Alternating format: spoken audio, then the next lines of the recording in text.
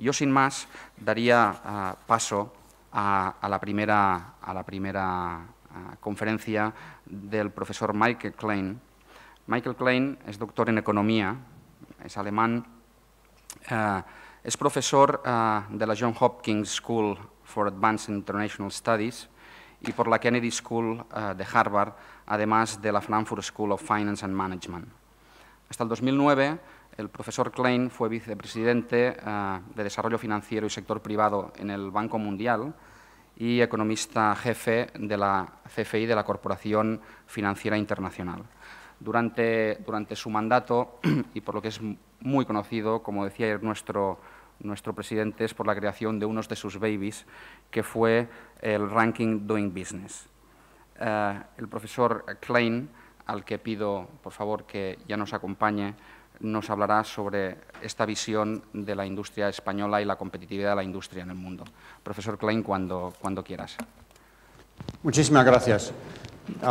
Yo voy a hablar en inglés, permítanme, por favor, porque si hablo en español, yo estoy todavía todo el tiempo pensando en qué otra palabra debería utilizar y eso no funciona tan bien. Entonces, en inglés. You all work for major corporations. You all spend most of your life with what people might call execution, with the daily work to work with markets, with products, etc. But from time to time, you think about strategy. And when it comes to think about strategy, you obviously want to anticipate the future. And sometimes people come and say, we know what the trend is, we know where things are going, but whenever somebody is saying that, I think a big question mark is in order. And one of the things that one needs to keep in mind when thinking about the future is that most economic forecasting has a time horizon of about maybe 1 or 2 years, and beyond that, it's highly uncertain. And even during the 1 to 2 years, economic forecasting is notoriously bad at predicting turning points and major changes. Then in the longer run, with 10-year or more horizons, you have scenario work, as I worked on at Royal Dutch Shell Corporation, and you look at deeper structural factors, but these are far away in the future, and most of your business problems for strategy are in a time horizon of maybe 3 to 8 years or so. So how to think about this? In the following remarks, I will emphasize a number of questions and issues that are maybe worth considering when doing strategy. I'm not making predictions. I do not know where the future will go. It's just that we all know the facts. You can read it in the newspapers, the internet gives us everything, but it's a matter of how to put them together, which ones to consider, and how to have an interesting debate about how to anticipate the future. So here are some of the issues. I'll start with, we're in Spain, so start off with Spain's way out of the crisis. At the moment, there's a certain amount of optimism, and Spain has coped with the crisis. And the basic mechanism is pretty clear at an overall macroeconomic level. On the left-hand side, you see unit labor cost. Labor cost adjusted for productivity increases. So if you take the cost of producing 1 unit of output, depends on the wage and the productivity. And if you take both together, the unit labor cost in Spain has fallen rapidly. And those, for example, in my country, in Germany, in Italy, in France, have risen. Spain has become, in that sense, much more competitive. That has driven, as you see in the second panel, export growth. It has rebalanced the current account, a massive turnaround from minus 10% of GDP to slightly positive. At the same time, a lot of this unit labor cost increases have been obtained, so the productivity increases that are behind the drop in unit labor cost have been obtained largely by using workers more effectively and by laying off a lot of people. And unemployment is part of that adjustment model. And that now presents an issue. Of course, major levels of unemployment continue, and one needs to deal with them. But this is roughly where Spain is today. The immediate problems of current account imbalances have been overcome. Some optimism has returned, but challenges remain. And here are some of the structural challenges. And I'm using Spain and Germany from a recent study for the European Union that has been done by the major people working on productivity in this world. And I'm comparing Spain and Germany not because I'm from Germany, but because the comparison is interesting. So in Spain, we've seen before unit labor costs, the growth of GDP per hour unit labor cost has fallen, workers have become more productive, therefore the growth of GDP per hour has been rapid. Spain, after the crisis, has had major productivity increases per worker, so the 1.5 that you see here. Germany had actually a fall in productivity per worker because it kept on people during the crisis and didn't lay them off, but that is turning around now. So when you just look at Spain from productivity per worker, it has performed miraculously. When you look at what economists call total factor productivity, taking into account that products are and services are not only produced by people, but by people, machines, and other factors of production, then you look how are the overall inputs into production used efficiently. Well, Spain looks less interesting. In Spain, things haven't deteriorated as much as before, so a little improvement coming from worker productivity, but Spain is apparently not using capital terribly efficiently. Whereas in Germany, it has remained the same. And the structure of this is interesting to look at. If you look at the special contributions to total factor productivity growth in different sectors of the economy, you have the following picture.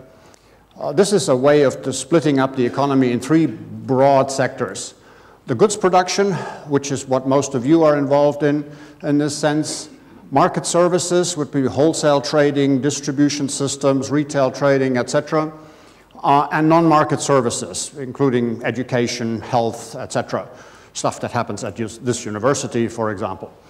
And here in Spain, the sectoral contributions to total factor productivity growth have been positive in the goods sector. So the companies that you are involved with are the ones that have raised productivity in Spain overall.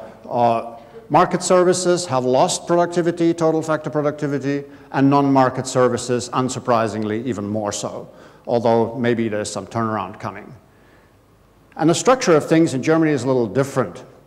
So the growth of total factor productivity in goods has slowed down, and Germany has shifted out of goods into market services. So many of the industrial companies in Germany have gone outsourcing to Eastern Europe and to other countries and concentrated more on the supply chain management and services in the supply chain. And that's where the major contribution of productivity growth in Germany has happened, where it increased from 0.8 to 1.2. And in Germany, as in Spain, non-market services productivity remains a challenge. So there is a structural change going on in Germany that we don't see yet in Spain, and one of the questions for strategy is whether Spain has something to learn from this or whether Spain wants to go a different route. And here is one of the implications for employment in the two countries. In Spain, in the goods production that services foreign demand, so all the exporters that we're talking about here, employment has slightly decreased, and employment share in the market for services that service indirectly foreign demand has decreased even more. The share of employment went down from 7.8 to 6.5%. In Germany, employment has increased a little bit in the goods production side, and it has increased significantly in the services. So Germany has restructured towards retail wholesale distribution, and Spain is more de facto state with the traditional business. So this is one of the strategic questions. What does that mean for Spain? How to position oneself in the supply chain? When it comes, however, to tackling the employment problem, so industry, your companies have a chance to continue to make a major contribution to productivity increases, the raising of per capita income, but employment is not going to come in massive ways from the goods industries, from export industries, etc. So everywhere in the world, the share of GDP, the share of manufacturing in GDP is declining. Spain will probably not be a major exception, although you can always argue about that. And the level of employment in manufacturing is falling everywhere. It's the counterpart of being more productive. The same stuff is being produced with less people, and the question is, where do the people go? So the major source of employment will be service sectors, one way or another. And dealing with service sector issues is the major political challenge for Spain. So this brings us to a set of questions around how to position Spain. First, today it's fashionable to look at rankings, and it's a sensible thing as well. Benchmarking, as you all do with your companies, you benchmark yourself against others. We can now benchmark a little bit countries. There are a number of benchmarking systems you can look at. You can look at the credit rating of the company. Spain is rated BBB at the moment. Somewhere like Colombia and the Philippines, and it's 51 countries in the world are better rated. This is sovereign debt than Spain at the moment. You can look at the World Economic Forum Global Competitiveness Report. Spain is situated between Chile and Kuwait at number 35 out of 148 countries. It is ranked very nicely on infrastructure quality and rather not so nicely on the quality of institutions, particularly the burden of government regulation. When you look then at doing business, which measures government regulation, the ease of doing business, Spain at the moment is ranked 52 between Tunisia and Mexico out of 189 countries. Corruption perception from Transparency International, 40 of 177, somewhere between Poland and Cape Verde. And then there's a new Where to Be Born index, where people express life satisfaction. And that's where Spain is ranked 28 out of 80 between the Czech Republic and Costa Rica. The basic message, I would say, that I get from the ranking systems, you never get an answer from ranking systems. You only get questions from ranking systems. So what is the question that comes out of this? The rankings broadly have Spain in similar positions. And the question then, are there particular issues in Spain? Well, it seems the burden of government regulation, the quality of institutional arrangements stick out from these ranking systems. So what do we know about what Spain is doing to change regulatory arrangements? There are two major benchmarking projects in the world at the moment that allow us to have a little look in a comparative perspective. One is the OECD's product market regulation indicators. It's a set of over 800 sub-indicators which look at what a country is doing in all sorts of regulatory areas that affect product market competition. And then there is doing business, which is a more reduced scheme, but covers more countries. And doing business is annual. The OECD does its thing every 5 years. And the latest one has just come out in raw form, but not yet in fully published fashion.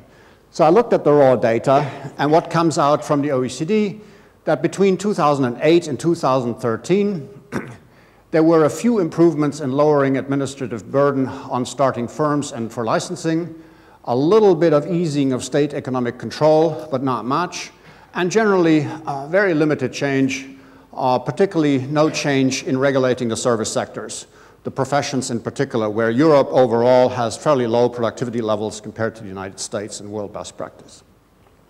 And you see a similar picture in World Bank. You have a little bit of improvements here and there in starting a firm, trading, etc. Actually reduced labor market flexibility with more limits on time contracts, and overall very limited reform effort. And doing business also highlights one thing: the limited little improvements still place Spain in one of the most simple areas to reform, setting up a new business, in number 142 of 189 countries in the world. So Spain has, the good side is there's a lot of upside. A lot of good things can still be done, but they need to be tackled. And particularly for the service sectors, if one wants to raise productivity and not just make people work for lower wages, one needs to introduce more competition. And that's a basic, very difficult agenda to pursue. That's for positioning policy. But policy making is difficult, and there are many other challenges. Spain has already grappled very well with macroeconomic challenges. There are political issues that arise in the country, and so one thing one can hope for is that the rest of the world will come to the rescue. So what's happening to global demand, and where might that be coming from? That's the other set of questions. First, when we look at global economic growth for the world as a whole, we see that before the crisis, in the 10 years before the crisis, global economic growth was in the order of 3.7%. Through the crisis to today, it actually looks very similar. No much change. There was the biggest economic crisis in advanced countries since the 1930s, but the world has moved on. And so where does this come from? We all know it comes from mostly Asia, a little bit more from Africa now. Africa, for the last 5 years or so, has been the second fastest growing region in the world. And then the other countries are listed there, and the advanced economies are growing slowest. So this is the forecast that the IMF has in its latest World Economic Outlook. This is the typical forecast, assuming not too many disruptive things will happen, and the world will be more or less the same next year. So what do we base our hope on when we look for the rest of the world? We hope that emerging markets, for the first time since 1700 or so, are the leaders of the world and will pull the rest of the world out of its problems, China in particular. But there are major risks, no? China in particular has invested a lot of money. A lot of it is bad investment. There's a gigantic credit bubble in China. There's a real possibility that Chinese growth will come to a halt, at least in the short term. Chinese problems are well known. China has managed to get through many problems before, but by now there is a very real chance that this may happen. When, how, what it will mean, what it will mean is pretty clear. When China demand collapses, a lot of demand for raw material will collapse, and countries in the raw material areas of the world, Africa, Latin America, etc., will suffer from this. When you look at the other countries, China, of course, is the major locomotive in recent times for the world economy. When you look at other countries, India has problems, Brazil has problems, Turkey has problems. Tell me any emerging market that is a clear winner at the moment. Not clear. I think you can make an argument that Mexico looks strongest structurally at the moment of all the major emerging markets. So there are serious risks about the forecast that I just mentioned for the IMF, and everybody acknowledges them. So for each firm individually, there's a task there to take these risks seriously and to see how they might be incorporated into strategy. In the long run, everything may work out. This is an interesting chart from 2009 at the height of the financial crisis that the IMF produced. And it shows world economic growth from 1870 to 2008. And world economic growth has powered through everything. The 20th century was not the best governed century of this world. There were two major world wars, huge financial crises, communism, fascism, various isms, etc., and world economic growth has just moved on. But it did not move on the same way in each region. So world wars interrupted it for a few years, etc. Different regions were affected very differently. It's just that the globe as a whole has grown very well. So there's hope, but in the hope, there's the challenge to find out which pieces of the globe are actually growing well. And so here, we'll look at how to think about the pieces. First, another broad view on the future of finance, which is another set of issues in strategic deliberations. When people come out of crisis, they think the world after the crisis will be like the world before the crisis. So when people think about finance, they think interest rates are extraordinarily low at the moment in developing economies because of the monetary policies of the Federal Reserve or the ECB, but this will go away. Interest rates, return environments will return to where they were before. I don't think that is clear at all. At the moment, What drives high returns globally? If investment exceeds savings, then returns go up. But investment levels are extremely low in the world, historically speaking.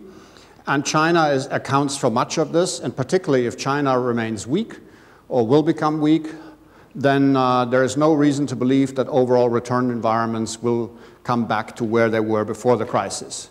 Is there a historical precedent? Yes.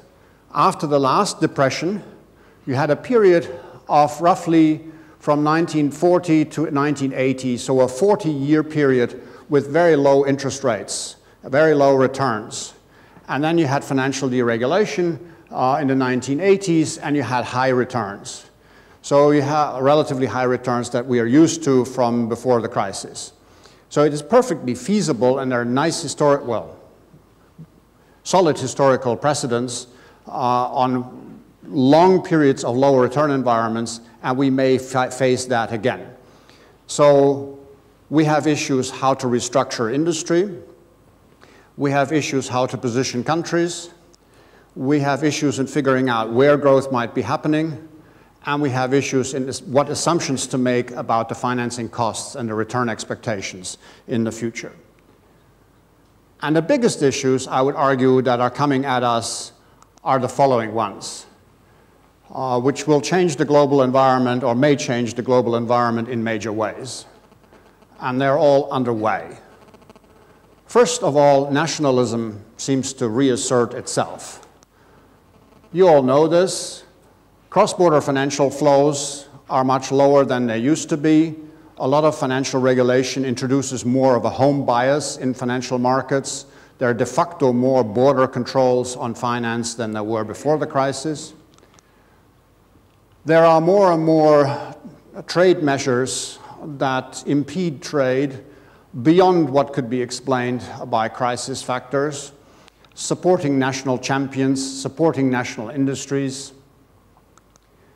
And overall, we have financial fragmentation, we have trade measures, we have the return of state-owned firms in many countries, and we have a lot more sanctions, we have pre-war conflicts, cyber fights, harassment of various types, fighter planes hitting each other, etc. We have proxy wars in a number of places in this world where unclear actors or non-state actors wage war, sometimes on behalf of others. And so altogether, borders are becoming more important. And from a business perspective, what that means is that that political risk becomes more important and location decisions more important. And a simple belief in globalization may not be, in the continued globalization that we've seen in the last 30 years, may not be warranted. Here's the biggest potential conflict that you all know about. This is just a way of expressing it. The red line, the blue line is the US defense budget and a forecast assuming standard assumptions about US growth and a very minor decline in the US share of defense spending to GDP. The red line is Chinese expenditure on military and assuming standard forecasts of Chinese economic growth and a very minor increase in the share of defense spending as a percentage of GDP. So we're seeing very active military armament in China. We see the deployment of very specific weapons against US dominance in the Eastern Pacific. And very soon we will see a major shift of power in the world, particularly in the east of Asia. And you all know little signs of this at the moment. To the top left, there is a little picture from China which expresses views about two countries. Then there are protests against China. They are in Vietnam, for example, a little bit of shelling of South Korea from North Korea with tourists watching. And Chinese fishing boats ramming Japanese coast guards, etc. It's very explosive. And it has reminded, as you know, many people of the origins of the First World War. Everybody said the world is so interconnected by trade and finance, it cannot be in anybody's interest to have a war. and then it happened. And in 1909, there was a later Nobel Peace Prize winner, Norman Angell, who wrote a book called The Great Illusion. And he said, for a modern nation to add to its territory no more adds to the wealth of the people of such nation than it would add to the wealth of Londoners if the city of London were to annex the county of Hertford. And so he made the argument, war is in nobody's interests, therefore it may not happen. And then it happened. So here again, war risks are the big tail risks of the near future. And East Asia is the biggest one of them all. We're talking about Ukraine at the moment, we're talking about Middle East. These may play the role of the Balkans, maybe igniting something, but the real big risk is in East Asia. So political risks loom larger for businesses. A number of types of expropriation or creeping expropriation are now feasible, possible, happening more and more. You have to live with sanctions and their effects, evaluate that, and that makes location decisions a lot more important, relatively speaking, or more political than before. And so where to locate and invest is the issue. And from that perspective, from the geopolitical perspective, and maybe of interest to Spain, Latin America looks relatively well situated. The last tail risk, and then I'll stop, is about technology. So we have Spain and its position, we have industry-specific restructuring issues, we have the potential future financing environment, we have national borders returning political risk and how to cope with this, and then there's technology. What is there about technology? Well, more news out of Ukraine. Some of you may have read it. Very recent, a few weeks ago, there was this Eugene Ghostman, the guy in the middle, who arguably in some rudimentary form was the first artificial intelligence program that passed what is called the Turing test. Alan Turing was a cryptologist in Britain during the Second World War, and he established the basic test of how to tell a computer, a robot, from a human. And he basically said, if you can't see the robot, and if you think the interaction, from interacting with the robot, you cannot tell whether it's a human or a robot, that's when you have crossed the threshold. So Eugene Ghostman is an artificial intelligence program that posed as a 13-year-old Ukrainian and fooled a number of people into believing it was actually a 13-year-old Ukrainian. So people could ask him questions, he would give answers, etc. And that's what happened. So the advance, and it was created by this Ukrainian Vladimir Veselov from Odessa. And so this is an example of the advance, of the unexpected advance of artificial intelligence. What is this due to or supported by? It's by the power of computing. The power of computing has been driven for many years now by what is called Moore's Law, after one of the founders of Intel, who made the observation that computing capacity roughly doubles every 18 months to 2 years. And when you have a time series that doubles every 2 years, every period, so from 1 to 2 to 4 to 8 to 16, 32, put yourself at any spot, let's say 32. All the capacity that has been created since the invention of the computer will be created in the next 2 years. So everything that has been created in terms of capacity increase since 1940 or so will be created in the next 2 years. And it gives rise to unexpected developments. Maybe nothing will happen, but some things are happening. In 2005, it worked in the desert. Google made the car. The Google car now has driven, I don't know, last time I looked, 130,000 miles. It had 2 accidents, one when somebody ran into it from behind, and the other time when the driver took over. And so this is a major progress. Car companies are experimenting. BMW has a driverless BMW 5 model on the German highways. And more of that technology is coming, and it's coming much faster than anybody expected. So it has major, this whole phenomenon, which can be called, you have heard all these words, big data or artificial intelligence. It has major potential for productivity improvement. It uses very information-intensive approaches. You need different types of staff, you need the computing power, you need the sound infrastructure with telecom, electricity, and that determines, again, where businesses will locate. Some of the re-onshoring of businesses rather than offshoring happens because of that, because you have better IT infrastructure and electricity infrastructure in advanced countries.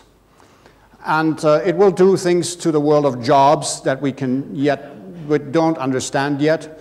This is a picture from the American game show Jeopardy! It asks people all sorts of questions about anything in freestyle, difficult to interpret questions. And a few years ago, in 2011, Ken Jennings, who has an IQ allegedly of 175, played against Watson, a computer fabricated by IBM. And Watson won in 2011. You're familiar with TED Talks?